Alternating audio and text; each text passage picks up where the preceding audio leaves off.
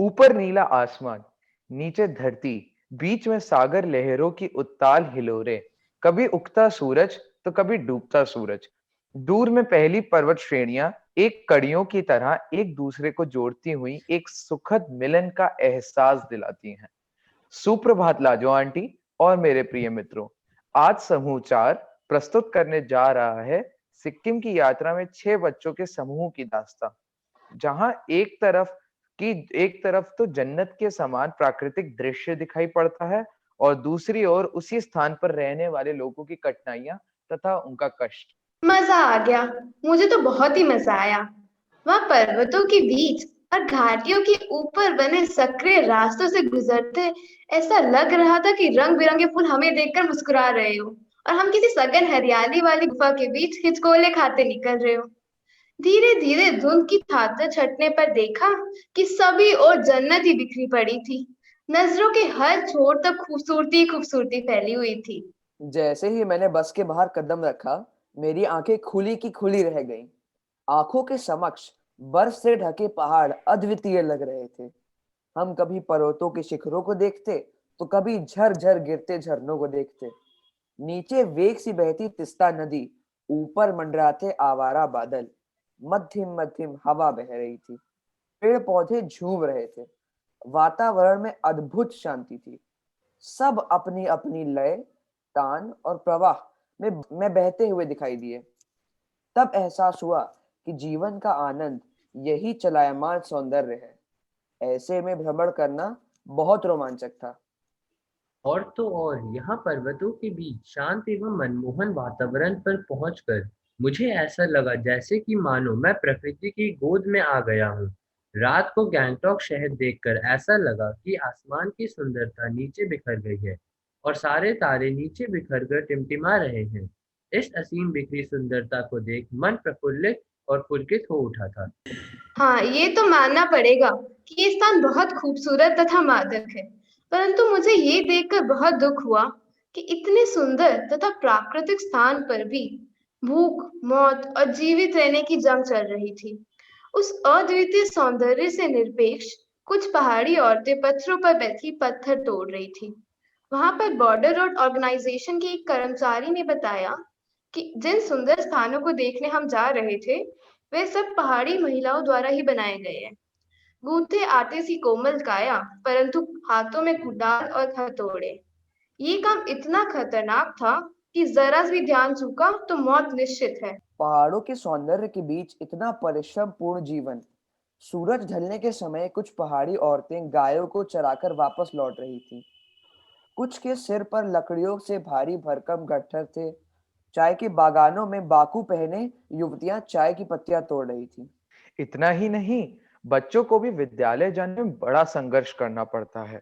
सुबह सुबह बर्फीली ठंड में जहाँ कोहरा ही कोहरा बसा हो, उसमें वह बेचारे ज्ञान प्राप्त करने के लिए हिम्मत करके अपने घरों से बाहर निकलकर कम से कम 3 से 4 मील चलकर पहाड़ियों के ऊपर से जाते थे। और क्योंकि पहाड़ी इलाकों में परिवहन के साधन उपलब्ध नहीं होते हैं, और तो और शाम को बच्चे अपनी माँ-बाप की बहुत मदद करते हैं।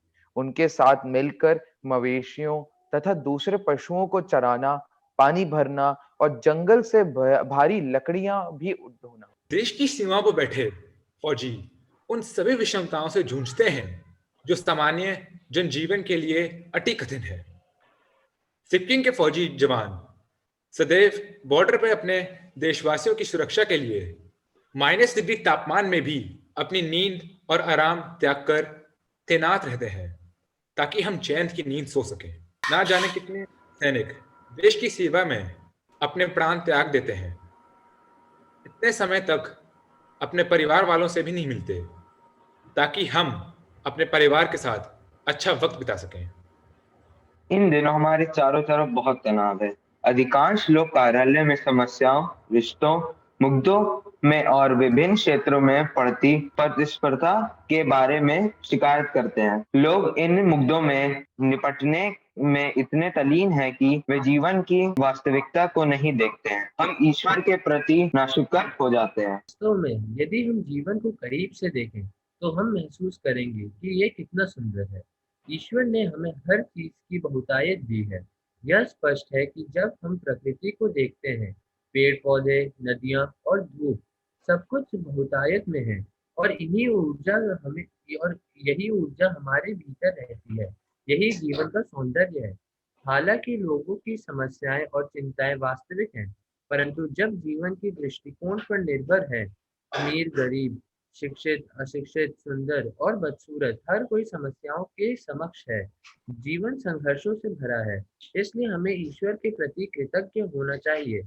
जीवन अपने तरीके से संपूर्ण है और हमें उसका सौंदर्य देखने के लिए कारण तलाशनी चाहिए।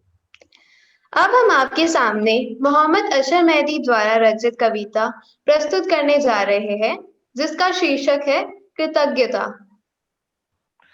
मनोरम प्रकृति का सौंदर्य देखा मैंने पहाड़ों में, जो मन में है उल्लास भरे सुंदर वादियों के नजारों में। उन्हीं पहाड़ों वही वादियों में उसका दूसरा भी पहलू दिखा। मिले उन लोगों से भी जिनके जीवन में है अनगिनत कठिनाइयां। जीवन का महत्व देखा वहां, समझा मैंने उनसे। जीवन कैसे जीते हैं सीखा मैंने उनसे।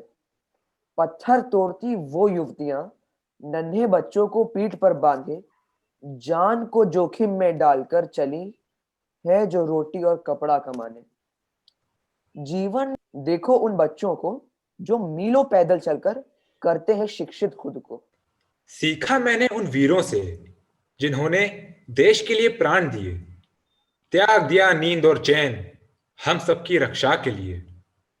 जिन घड़ियों में हंस सकते हैं, क्यों तड़पे संताप करें।